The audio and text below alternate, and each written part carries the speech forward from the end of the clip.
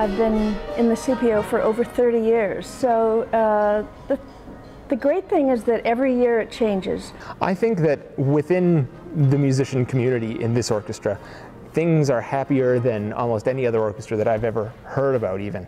There's something about this community and something about this group which made me feel I didn't have to go anywhere else, and it was this was a destination, and that's why I feel so lucky, because I never had any angst or any kind of like desire to go anywhere else, and when I got this job I felt like it was a gift, and one that I didn't want to squander or ever feel unappreciative of.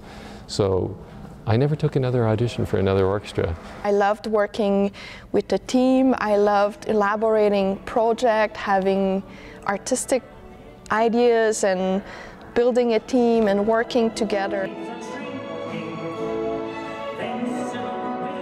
It's great that we play a huge, diverse group of music. So one week we're doing Pink Floyd and the next week we're doing Brahms. So that's nice to have that change as well. Music is able to communicate very profound ideas, you know, especially instrumental music, non-programmatic music.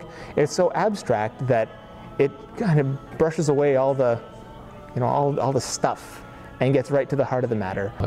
The aspect of performing, which is my favorite thing, is just seeing the effect that my music, that everybody's music has on people.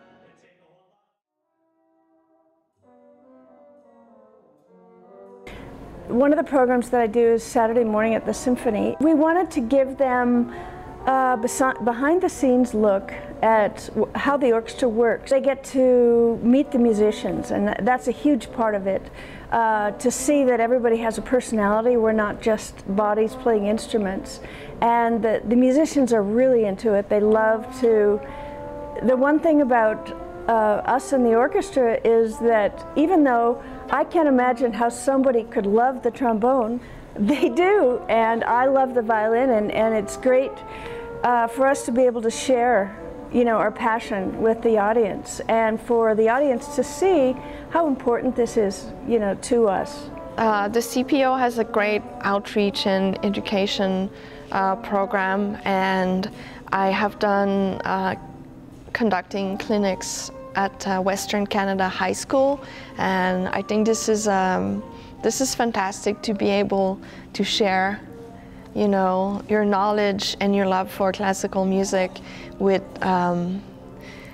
these younger musicians. I've had former students come, you know, that I've taught when they were 9 years old, and now they're young adults, and they're just avid supporters of the CPO. And probably the most important is going into schools, because, you know, those are our future audiences. I love to share music with seniors. I perform in seniors' homes. I perform in hospices.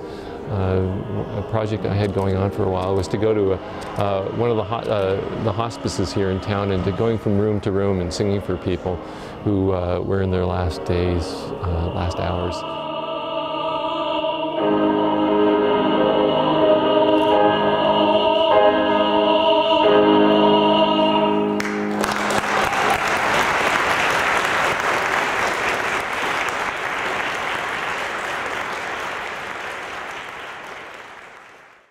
Yeah, I think Calgary Philharmonic is probably the foundation of the cultural scene in Calgary.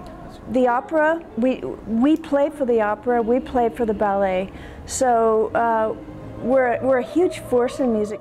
I think it's great because it tells me that all the things that we've been doing here as an arts community are finally getting some traction, you know, and that the city adding to this wonderful Cowtown image we have. I don't mind the Cowtown image, you know, because, you know why? Because it's an identity for our city, right? And the fact that we can build on that and become a cultural capital makes, I think, people's perceptions of Calgary and Calgarians one that we are a vast community. We're diversified, we're huge, because we can host a rodeo, and we can put on symphony concerts that are world class. And how many cities around the world can say that? So it's ultra cool.